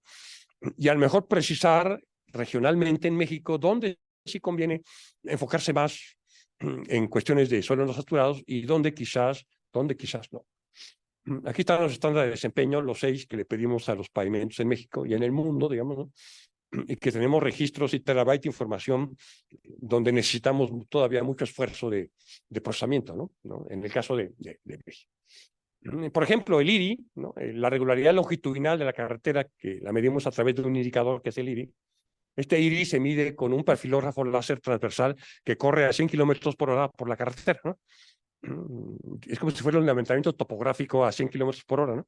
Con una precisión de 1 milímetro por kilómetro, ¿no? Y lo hacemos además no en un punto, en 6 puntos transversal, ¿no? Barremos, ¿no? Y de ahí sacamos el IRI, pero tenemos mucha otra información, ¿no? Que es muy valiosa. Bueno, ese IRI, este es uno de los modelos que usa el modelo ASH, ¿no? Para su predicción, y que depende, pues, del valor de IRI inicial. Depende de un factor de sitio, aquí es donde va a estar un poco el problema de los cambios de humedad, ¿no? En los suelos compactados, depende del nivel de agrietamiento térmico o longitudinal que tiene y de la profundidad de rodera.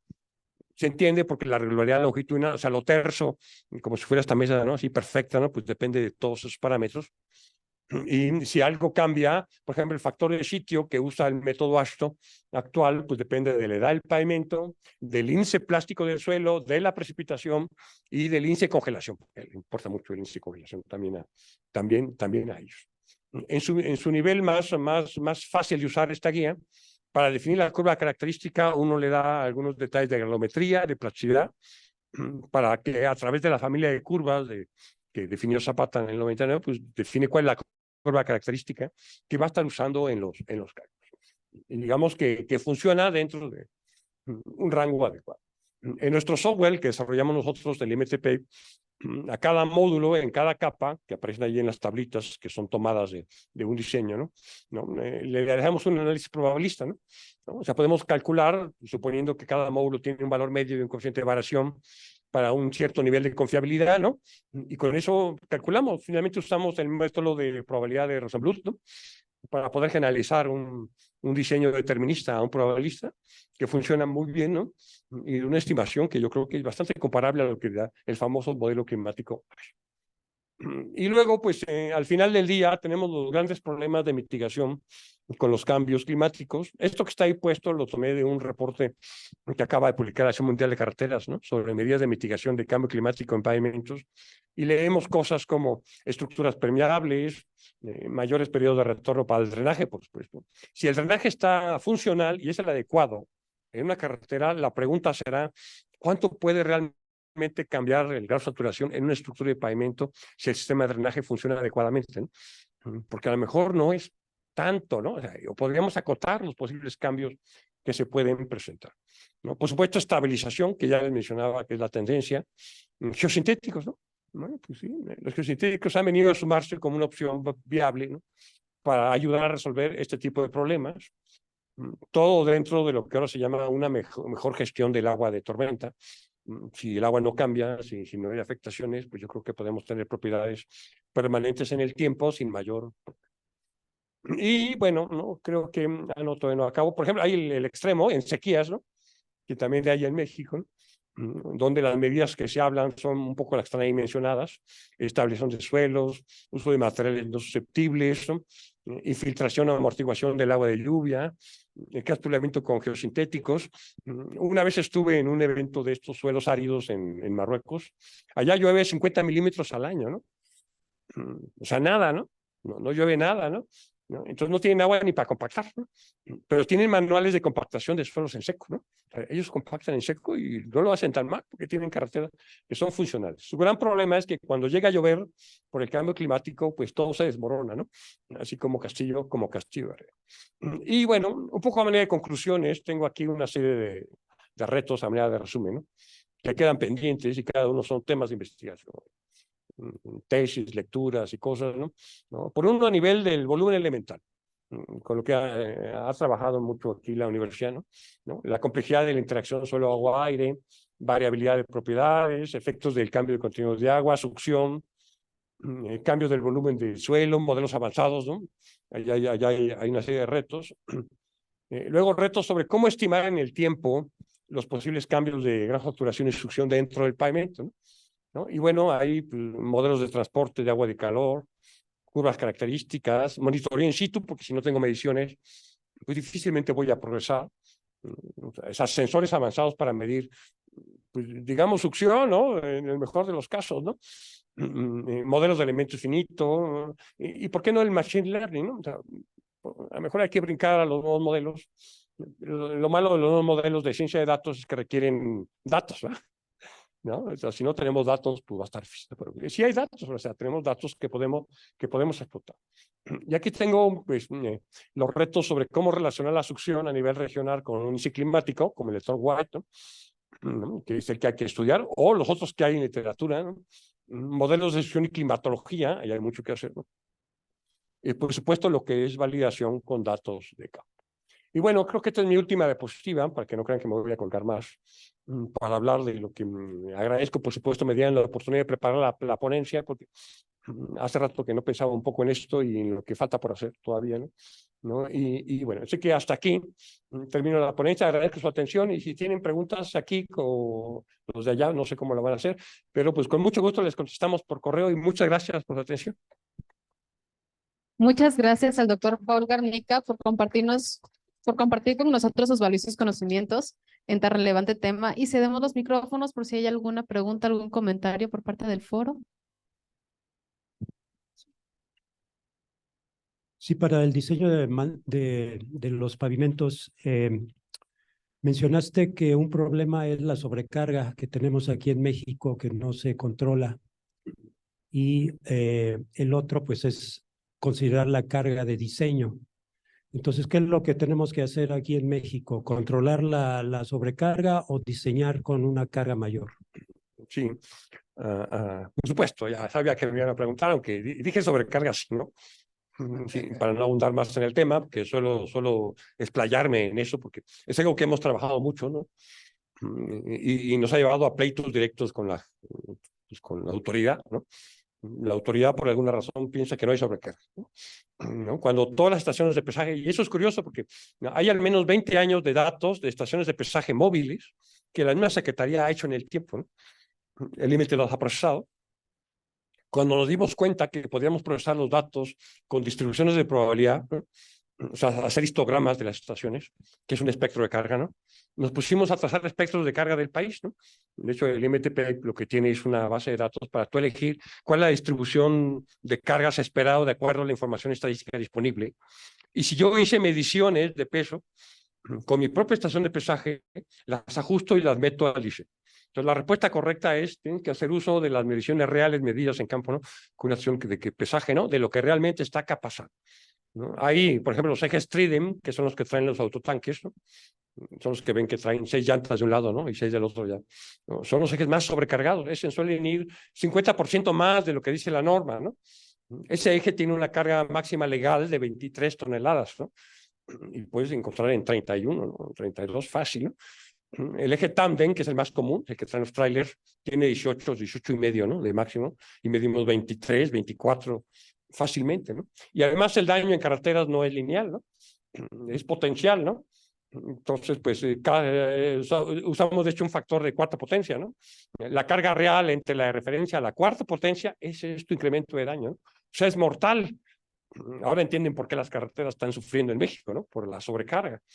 Y seguimos peleándonos por usar carga legal cuando eso no es la realidad. Ayer tuvimos un foro, comentaba, de Amiftag en México, ¿no? Sobre un debate sobre pavimentos asfálticos y de concreto. Y lo que salió parejo entre los dos es sobrecarga. Por favor, usen la sobrecarga. A la autoridad no le gustó mucho porque al final, pues llevan 4 años en este sexenio donde ya no están midiendo nada, ¿no? Porque pues el que nada sabe, pues nada teme, ¿no? No, pero se puede hacer. Quien lo entendió bien son los concesionarios, todas las carreteras privadas. Ellos están midiendo sus pesajes, ¿no? Están midiendo. Y entonces hay forma a través de ellos de tener estaciones climáticas. Algunos los tienen, ¿no? En el segmento carretero, ¿no? Y ya hay forma de ir y convencerlos de poner sensores, ¿no? Para tener mediciones controladas, ¿no? En un entorno limitado. ¿De acuerdo? Muchas gracias. ¿Alguna otra pregunta o comentario?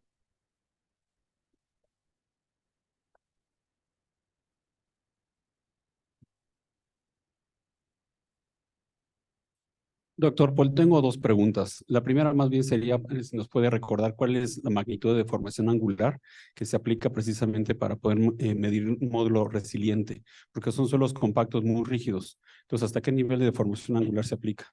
Sí, bueno, la norma de ensayo, una vez que se coloca el espécimen en el traxal cíclico, es en términos de esfuerzo, digamos, ¿no? Entonces, los esfuerzos de confinamiento van desde 10 kilopascales hasta 40 kilopascales en capas de terracería, y los esfuerzos desviadores, ¿no? Van desde 16 hasta 69 kilopascales. En materiales granulares, que son más grandes y están más cerca de superficie, los niveles de confinamiento van desde 14 hasta 120 kilopascales, ¿no? Y los desviadores desde 14 hasta 300 kilopascales. Se puede calcular fácilmente la magnitud de deformación vertical necesaria cuando entendemos que los módulos pueden andar entre 7 megapascales, ¿no?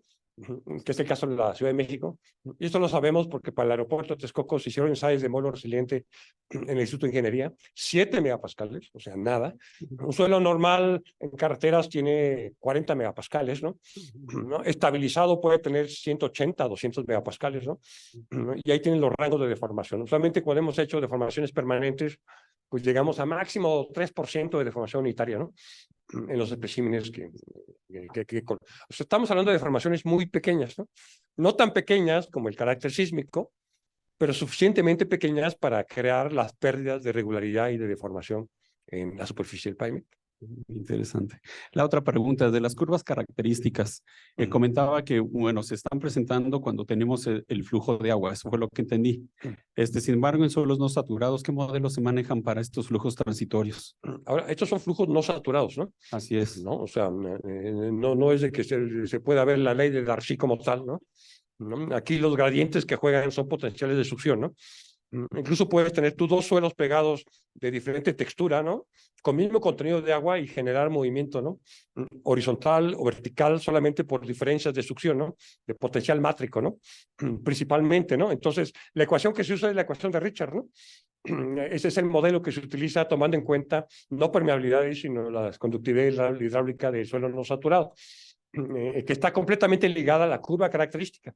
Eso quizás no lo mencioné, pero hay una relación hiperdirecta entre curva característica y la curva de conductividad hidráulica, ¿no?, del suelo no saturado. Está muy interesante. Muchas gracias. Muchas gracias. ¿Tenemos tiempo para una pregunta más? No, si no hay dudas, agradecemos al doctor Paul por su conferencia y le otorgamos un pequeño presente por parte del capítulo estudiantil. Un fuerte aplauso, por favor.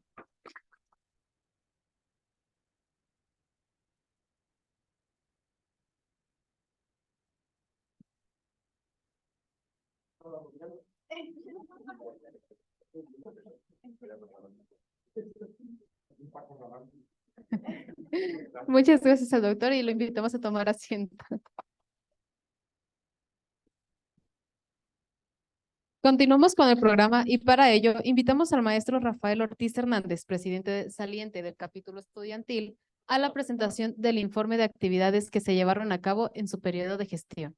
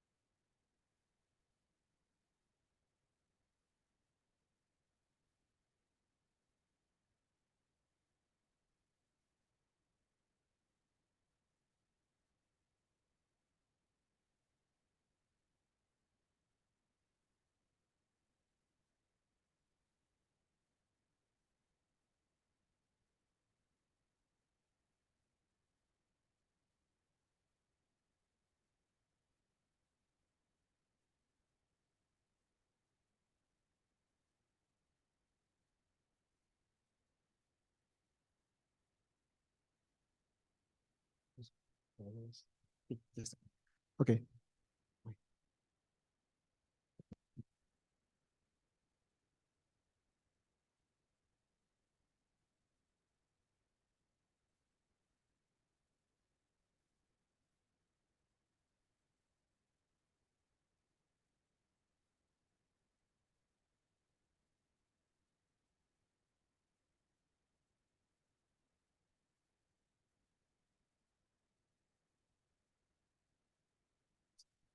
Ok. Buenas tardes a todos. Es un gusto volverlos a ver.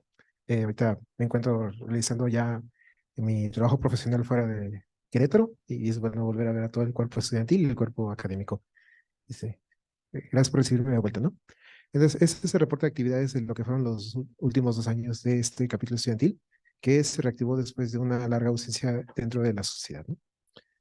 Entonces, lo importante de nosotros, y para reconocer aquí a la audiencia que nos ve, es de que Querétaro es una de las pocas universidades con que ofrece el posgrado de geotecnia en México. De hecho, ahorita nada más hay 4. Y nuestra área de investigación es interesante porque son los suelos no saturados y aparte estamos dentro de lo que es el programa de posgrados. Bueno, antes era el posgrado de Nacional de Calidad, ahora el Sistema Nacional de Posgrados bajo la nueva administración del CONACYT, ¿no? Perfecto.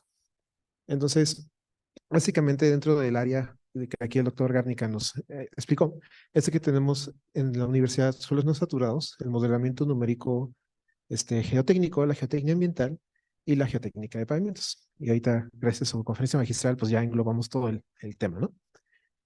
Entonces, lo que era nuestra misión era intentar ver estos temas en nuestro estudio y aparte poder hacer la divulgación. Y lo importante era también de que reintegrarnos a la sociedad que nos ha dado mucho, principalmente pueden ver dentro de la sociedad varias publicaciones técnicas. Por ejemplo, el libro de Suelos no saturados es editado por el maestro Cepeda en el 2004, que es uno de los referentes en cuanto al tema de estudio. Entonces, nosotros nos confirmamos lo que fue el 10 de febrero del 2022, junto con la conferencia del doctor Cristian Eduardo Hernández Mendoza, el cual nos explicó un poco un tema de geotecnia ambiental, que este también es interesante porque aparte de ser temas de suelos no saturados, es decir, el movimiento del flujo de contaminantes a través de la masa de suelo no saturada, es también cómo este flujo y esta interacción electroquímica de los fluidos logran alterar las propiedades. Y de hecho tenemos los pocos laboratorios en México que es el estudio de la geotecnia ambiental. Y de hecho, si ustedes podrían ver por la ventana de aquí a trabajo, van a encontrar el laboratorio, ¿no? Y esta fue la publicación dentro de la revista geotécnica de nuestra integración. Entonces, en ese momento nos fuimos integrados por 11 miembros, más el doctor Rojas, que fue nuestro tutor durante estos 2 años, ¿no? Y los objetivos eran sencillos. Lo fue la colaboración con la SMIG en la difusión de materiales, fomentar la participación de los estudiantes dentro de los temas geotécnicos, generar la vinculación entre los estudiantes y el mundo profesional, y el apoyar a los estudiantes para sus habilidades. Y también ser promotores en intercambio de experiencias y conocimientos, tanto nacionalmente y como internacional. Entonces, estas fueron nuestras actividades principales. Tuvimos un curso de capacitación en diciembre del 2021. Todavía no estamos conformados, pero ya está generando la documentación, ¿no? Y básicamente lo que ahí aprendimos fue lo que fue la exploración geotécnica, para en este caso en el diseño de estructuras de transmisión. Luego pudimos realizar el Seminario Internacional de Suelos Saturados, que es, digamos, uno de los eventos clave dentro del posgrado. Asistimos a la Reunión Nacional de Ingeniería Geotécnica, que aquí el doctor Rojas y el doctor Ortiz nos hacen la invitación de ya pertenecer e integrar para lo que es el evento del año que viene, que es en septiembre. La presentación de empresas geotécnicas locales e internacionales, y lo que fue ya como último, lo que fue el coloquio de jóvenes geotecnistas y el encuentro de capítulos estudiantiles, primero en su tipo, ¿no? Entonces, estos son algunas imágenes de evidencias. Este fue el flyer que utilizamos para integrarnos, y no es un comercial, pero la verdad, este grupo que es Geodinámica está generando información y cursos muy importantes y de fácil acceso para los estudiantes. Y aquí, por ejemplo, vemos lo que fue en la prueba, en la información que se nos dio, fue, por ejemplo, el ensayo de extracción de anclas, que es útil debido a que varias de estas estructuras, como son muy altas, sufren de tensiones muy elevadas y es necesario de colocar en anclajes, ¿no? Luego aquí está la evidencia del tercer simposio internacional de suelos no saturados, lo cual fue interesante porque la universidad el año pasado tuvo una pequeña crisis, lo que fue durante el paro estudiantil 2022, y dentro de y se pudo realizar pese a las, ¿cómo se llama? Las adversidades que tuvo en ¿no? Aquí está, ¿no? Tuvimos una participación internacional. Creo que el país más lejano fue del sur, de Sudamérica, fue Perú, y también tuvimos la participación del doctor de Canadá, que creo que era Laureano Hoyos, ¿verdad? Sí. 48, es más de 50 miembros, ¿no? También aquí participamos en la reunión nacional, participamos también presentando trabajos y lo que fue participando en lo que fue el reto geotécnico. Quedamos en segundo lugar.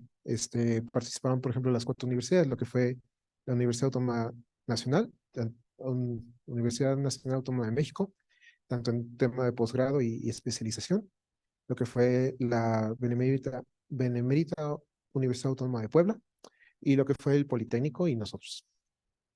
Luego también fue la presentación de empresas. En este caso, el ingeniero Luc Tisser nos presentó el equipo Panda por parte de la empresa francesa Soy Solution, el cual ha estado dando varios temas, y de hecho también lo vimos en el coloquio de este año, el cual ha tenido mucho participación en lo que son capas compactadas y aparte lo que son temas de terracerías y pavimentos. Y aquí fue nuestra participación en la de coloquios jóvenes geotenistas, presentamos trabajos y también aquí nos vemos con todos los capítulos estudiantiles que estaban al momento, estaban activos. Y dentro de la difusión internacional también participamos, aquí su servidor participó, en lo que fue una evaluación de la oferta educativa del posgrado de Querétaro en cuanto a tema internacional, lo que fue de toda Hispanoamérica. Y lo que podemos decir es que la verdad, este es un posgrado de muy alta calidad y vemos la mayoría de los temas que se requiere para el ámbito profesional, aquí los vemos. Y como todo, pues ya terminamos con los agradecimientos.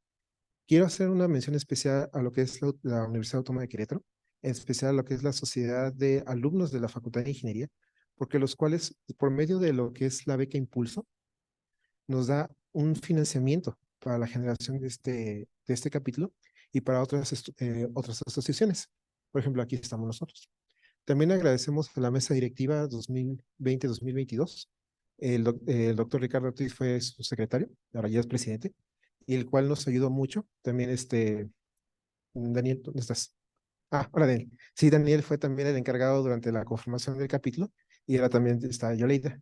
Les agradecemos mucho a su participación y su, ¿cómo se llama? La energía que nos transmiten y también las facilidades para hacer todo el proceso de la manera más rápida, ¿no?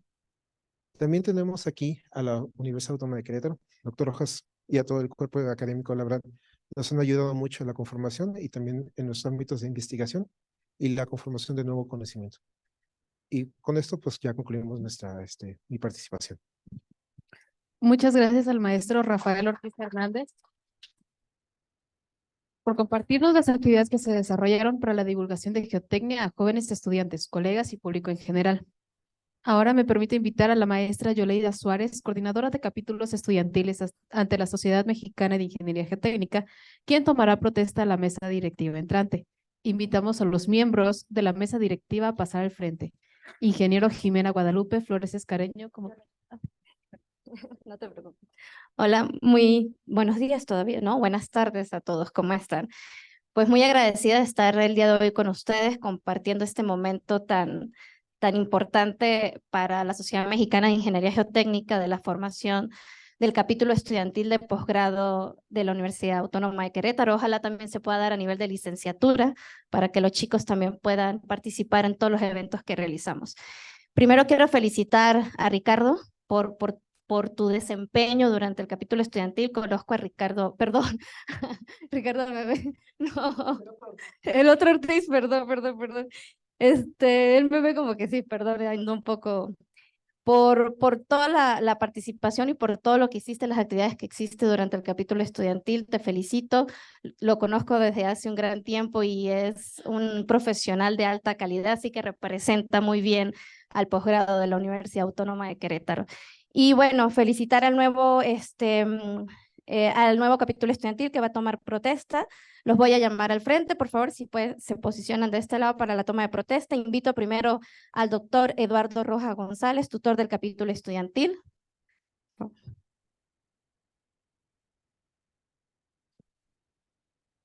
A la ingeniera Jimena Guadalupe Flores, presidenta del capítulo estudiantil.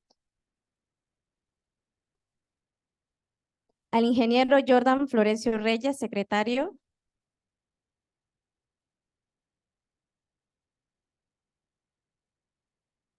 A la ingeniera Diana Paulina Bocal.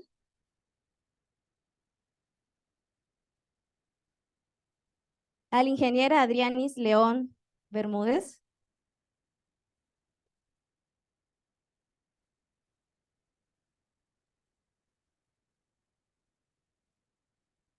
Al ingeniero César Augusto García, por favor, adelante. Al ingeniero Juan Sebastián Artega. Y al ingeniero Marcos García, por favor.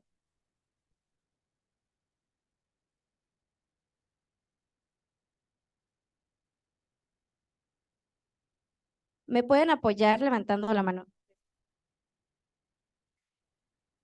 Integrantes de la mesa estudiantil de posgrado protestan cumplir y hacer cumplir los estatutos de la Sociedad Mexicana de Ingeniería Geotécnica entre la comunidad estudiantil y su universidad. Si así lo hiciera, se les reconocerá, de lo contrario que se les reclame. Muchas felicidades a los nuevos miembros de la mesa estudiantil.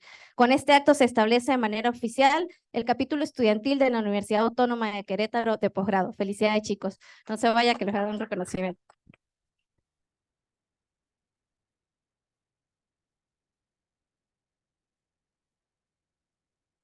Para concluir con la toma de protesta, invito al doctor Paul Garnica para entregarle un presente por parte de la Sociedad Mexicana de Ingeniería Geotécnica. La Sociedad Mexicana de Ingeniería Geotécnica otorga el presente reconocimiento al doctor Paul Gárnica por impartir la conferencia magistral Retos en aplicación de la mecánica de suelos no saturados en la ingeniería de pavimentos, en el marco de la toma a protesta del capítulo estudiantil de la Universidad Autónoma de Querétaro ante la Sociedad Mexicana de Ingeniería Geotécnica. Firma el doctor Ricardo Ortiz, presidente actual, y ingeniera Yolanda Suárez Arellano, coordinadora de los capítulos estudiantiles. Felicidades, doctor. Muchas gracias. Excelente conferencia. Sí, adelante. Ya le voy a dar. También entregamos el presente de reconocimiento al doctor Eduardo Rojas González como tutor del capítulo estudiantil. Muchas felicidades, doctor.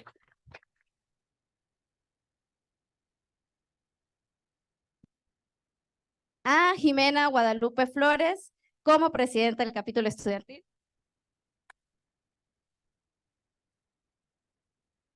Al ingeniero Jordan Florencio Reyes Cruz.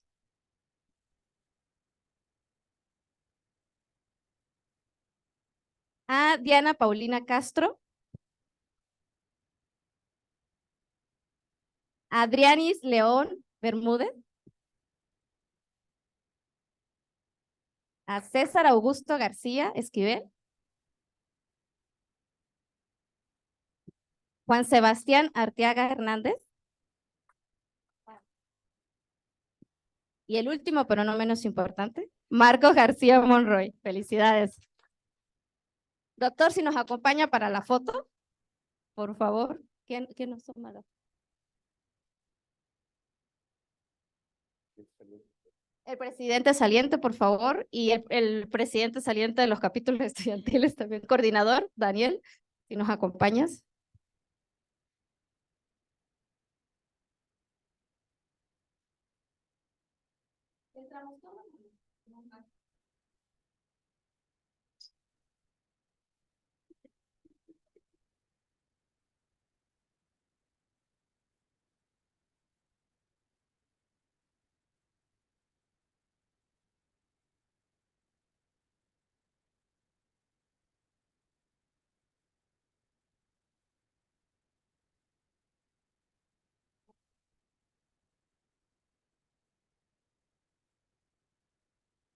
Te cambié el nombre, ¿verdad? Tú me veías como, ¿qué me estás diciendo? No, primero dije maestro y luego Ricardo. Los invitamos a tomar asiento. Muchas gracias.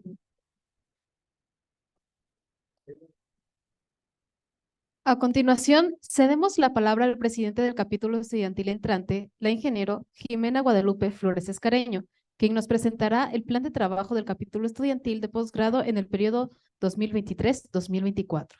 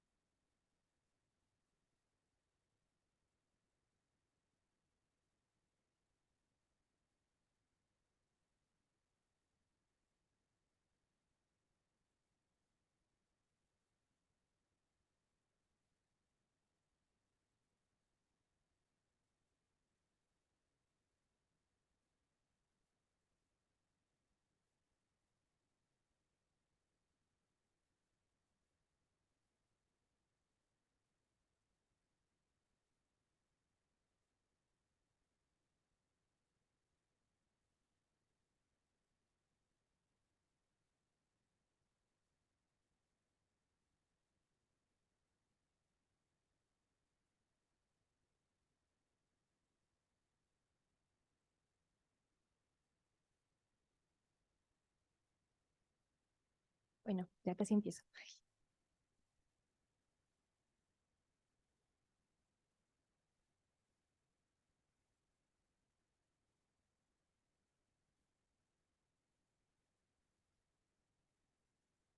Oh.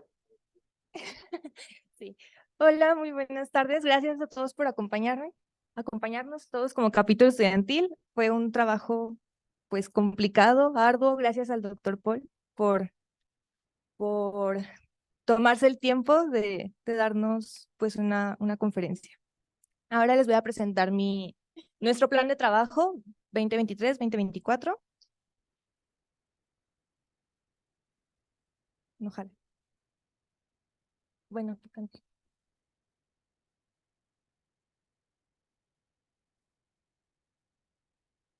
Les hablaré un poco sobre quién somos como capítulo estudiantil y lo que estamos buscando, que sería colaborar con la SMIG en difusión para la ingeniería geotécnica, fomentar la participación de estudiantes. Sí esperamos que puedan participar con nosotros los de licenciatura. En un futuro iremos pues alentándolos a que formen ellos un capítulo estudiantil. Generar vinculación, tanto a nivel licenciatura como posgrado, al igual que asesorar en temas de investigación para sus futuras tesis, apoyar a los estudiantes a que desarrollen sus habilidades y ser promotores en el intercambio internacional y nacionalmente en la ingeniería geotécnica. Pues como ya se mencionó antes, seguimos con la misma misión que dejó nuestro expresidente, el ingeniero Rafael, que es la integración de un cuerpo de estudiantes al posgrado de geotecnia junto con la sociedad nacional. Y nuestra visión es fomentar la geotecnia en toda la extensión de la palabra, tanto divulgación, práctica, llegar a un impacto tanto nacional como internacional. Nuestras estrategias para crear esto se buscarán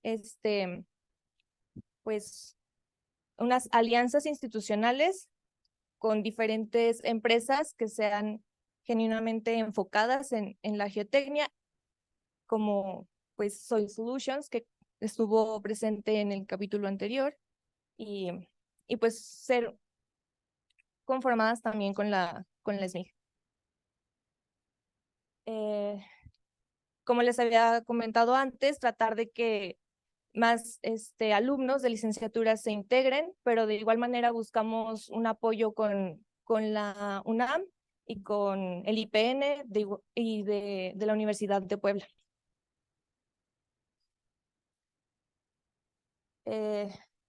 También va a ser un constante desarrollo de nuestras plataformas digitales, tanto en redes sociales, y pues también se busca el apoyo de los docentes para hacer que este capítulo estudiantil pues sea de importancia.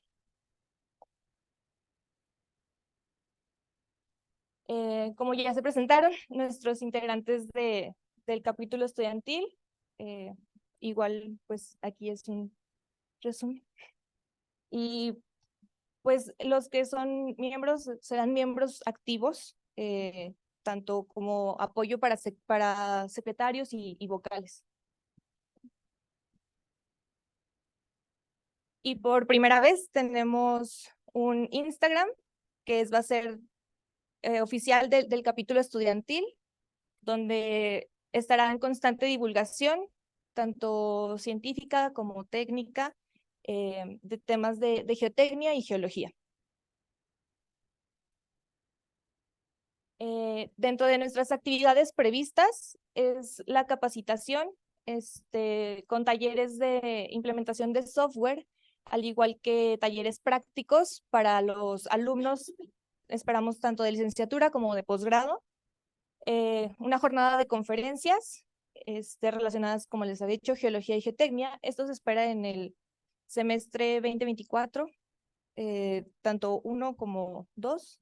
Y pues nuestra reunión nacional de ingeniería geotécnica, donde seremos partícipes de la divulgación y compartir pues nuestras publicaciones como estudiantes.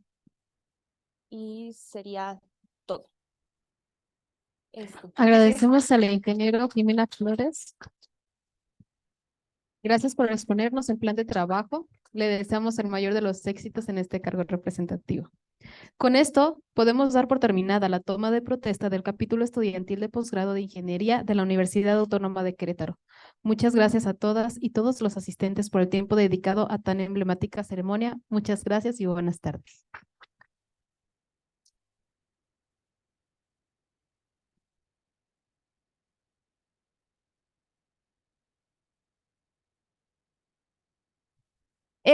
Si gustan, ahí hay una mesa para que tomen café, galletitas.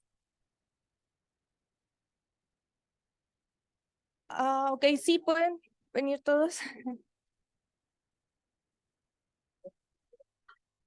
Gracias. Gracias por invitarme. Perdón por la paciencia.